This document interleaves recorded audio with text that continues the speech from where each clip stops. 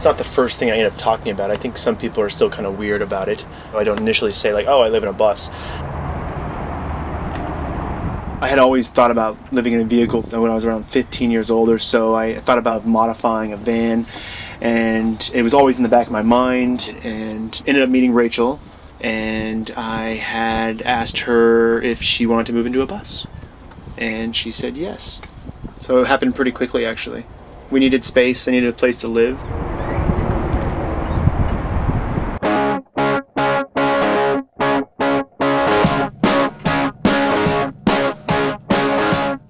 All of our family and friends were confused by the decision because they had never seen anything like this. Mom was very, you need to get a place to live, you need to buy some property. Dad was like, you need to work 2 jobs. I think my mom's reaction was, this isn't the 60s. We painted the bus blue and white because, we were trying to go for a more accessible look to let people know that, we're not hippies, we're just regular people. So this is the May Blue bus. The bus is exactly 39 feet long, which 40 is the limit without a special permit. We built a solar array which houses 6 solar panels, a total of 770 watts. And then we actually got the panels on eBay, and we got them for about $200 a piece.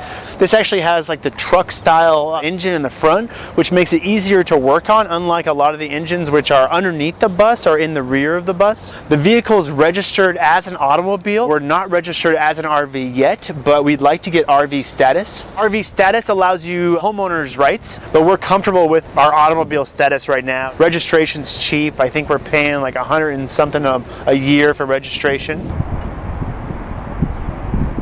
Unlike an RV, a bus it's kind of a blank slate, and it's very durable. So it's very malleable, it's reliable. The diesel, if it's a diesel engine, they last quite some time, and they're sturdy. An RV is very fragile, and an RV is already built.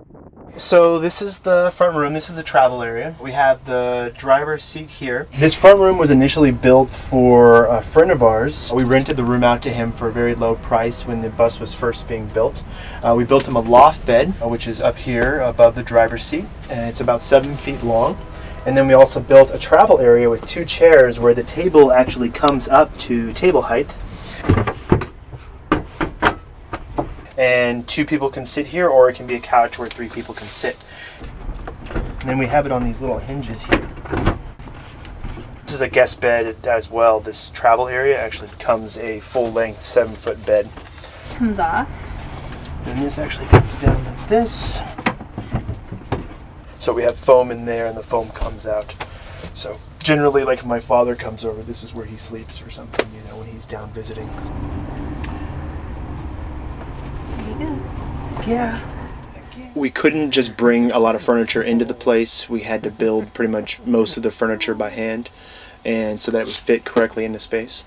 What are you doing? Something like a bus, you have all this light, you have all this space, you can invite people to stay and have lots of areas for them to sleep in, and we have the availability of bed everywhere. I think that the practicality is the beauty. Being able to customize everything the way we want to.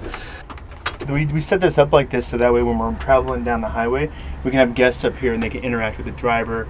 And then we kept the windows, we kept them untinted or anything. That way when we're driving, the passengers can see out the windows. And plus it's safer for the driver to be able to see out the windows as much as possible. We also call this the garage because this is where we keep the bikes. Our battery bank is in here as well. Our solar charge controller is right next to the driver's seat. Below the driver's seat is our inverter, which we use to convert the DC power from the solar panels into AC power.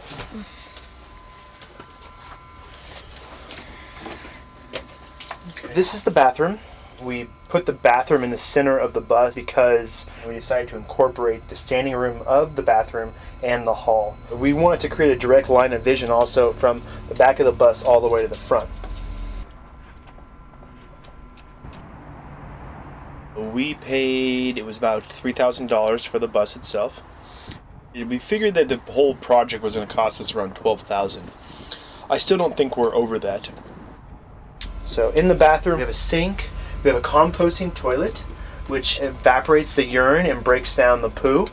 It runs off of AC and DC power. It's actually a Sunmar XL toilet. The two stacks right there, the two flues, those are actually for the toilet. So those allow for water to not go in the bus, but allows for air to vent. So the little one is for the AC fan, and the big one is for the DC fans. I've been working on the bus for about 6 years. It's really a lesson in frugality. We were just building when we had the money, so really it came to the priorities that we had at the time. So it got kind of cumbersome to have just an emergency toilet here. So we invested $1,400 on a composting toilet. We do have a shower and bathtub in here as well. Right now it has our gray water in it. We have some gray water, and then this is going to be the bathroom, and you can see that we use metal studs for all the framing. Metal studs enabled us to build into an area that was not an even area to build in. With metal studs, you can actually cut the track at various locations, and then you can bend it to fit anything you need to fit in. It's been pretty much as we have money, we do projects as we have money. So, and then what's cool about that is we build what we need when we need it. So once we have plumbing set up, we'll finish off the shower area and start taking showers. This is the living room. This is pretty much to spec. What we designed in here actually was on some sort of AutoCAD drawing before we went forward with it. To your right, there is a pantry. It's a very condensed pantry. All the things are on sliders, and they kind of lock into place once you put them back in. These are actually from IKEA. This is the second piece of furniture that we didn't actually build in here. Everything else we built.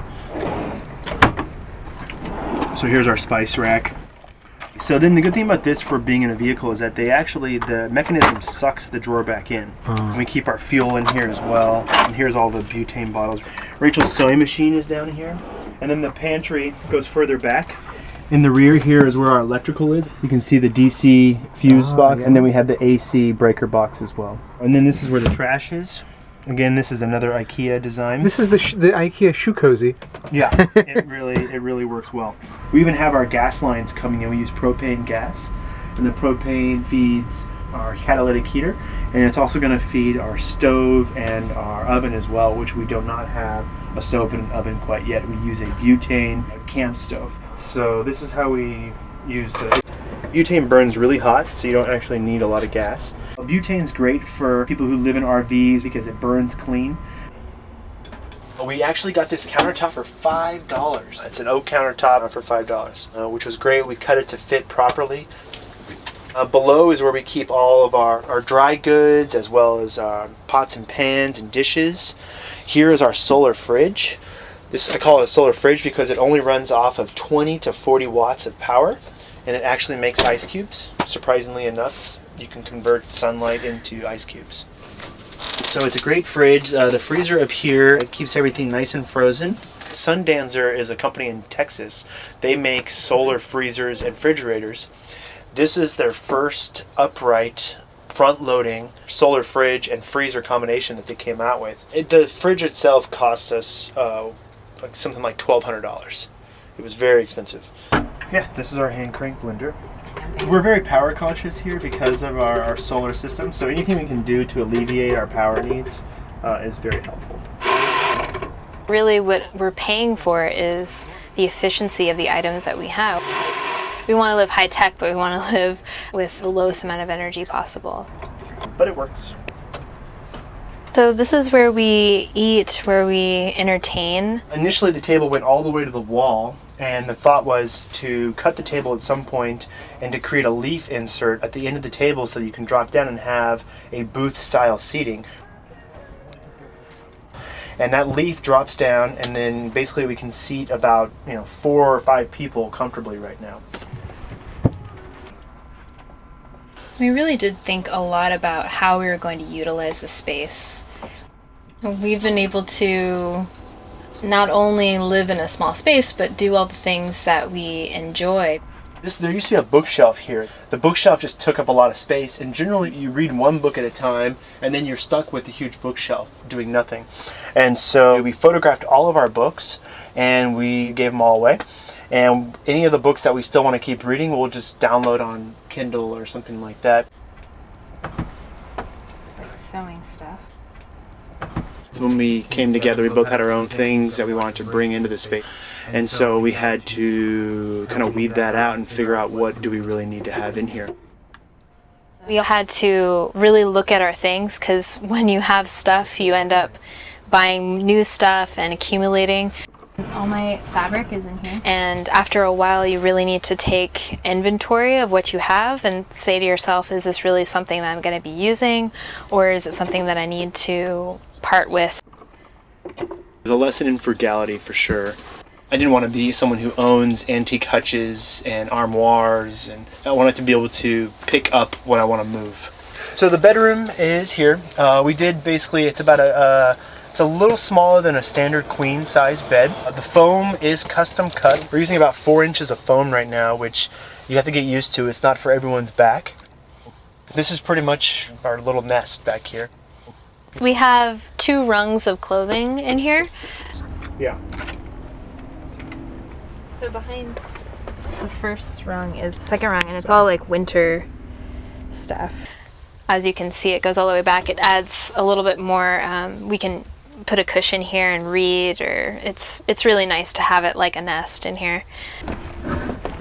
And then we have drawers all the way down that store our clothing, and we have even space under the bed where we can store, I think Richard has like his scuba diving stuff under there, extra blankets, things like that. So that's one thing about living in getting a bus instead of an RV, is that we just have a lot of space.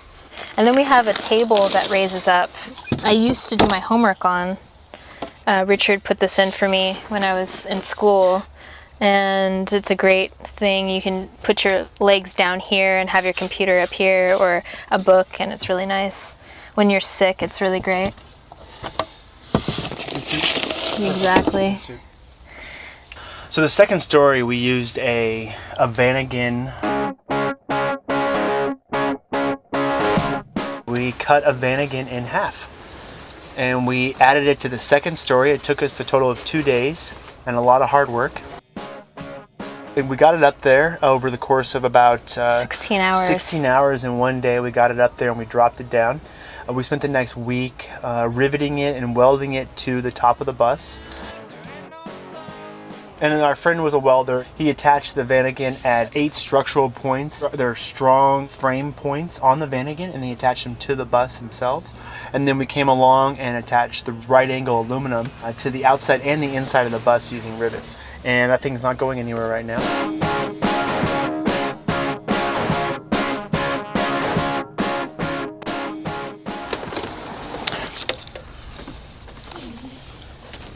What's fantastic about working with a small space is that if you do have the idea, if you do want something, it doesn't take that much to make it happen. Behind you is the entertainment center, where we have a succulents built into it. The rewards are very immediate with a small space. Small changes in the environment really change the entire thing. You can change a lot with a very small amount of effort. The benefit of having the second story is less about how much time we're able to spend up here, even though we treat this as the family room. It also allows us a lot of open air space down below. So we pretty much are working with 10-foot ceilings in a bus. The second story also allows the heat to rise up out of the lower section, keeps the lower area a lot cooler. The pop top here, this is actually the third story. This still pops up, and there's a double bed up there. The chairs actually go down. It may not be for everyone to live this way, but we wanted to own our place. We wanted to be as independent as possible. So we're spending maybe $100 a month on our living. Our life doesn't have to be about being in debt. It can be about enjoying each other's company and the company of the people that we love. And then over here, this actually goes up all the way. Yeah, so we have a nice view of the bay. So what we want to do is we want to build a greenhouse out here.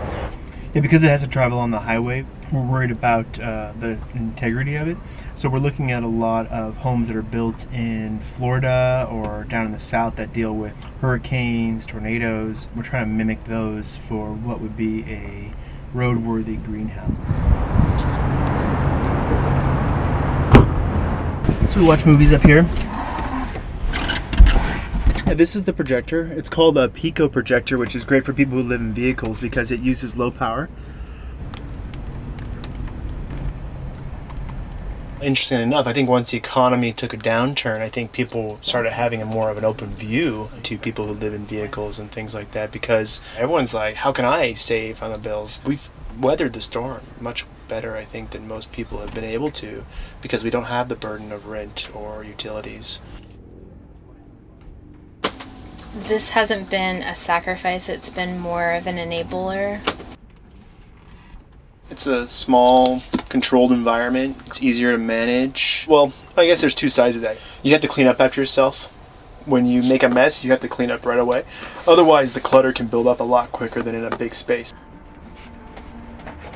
So, and if we had a big space, I'm sure that I would have a special pile for all my special things. But here, everything has a little nook. Oh my gosh, this honey is so exciting.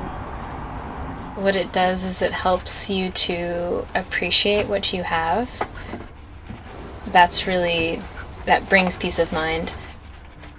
So the peace of mind comes from the ability just to know that you've created your environment the best that you can.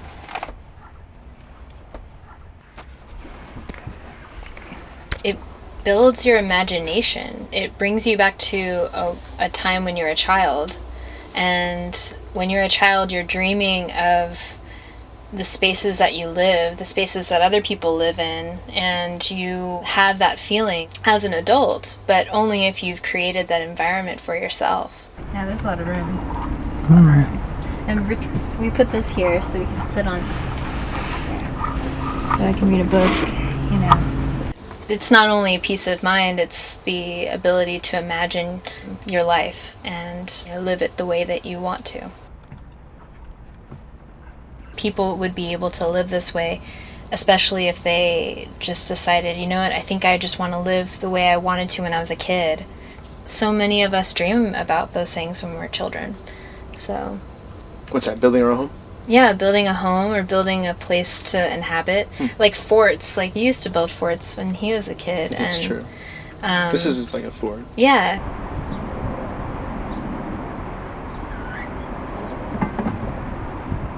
I think it's one of the most rewarding things someone could do in their life is to be able to create their home, to build their home.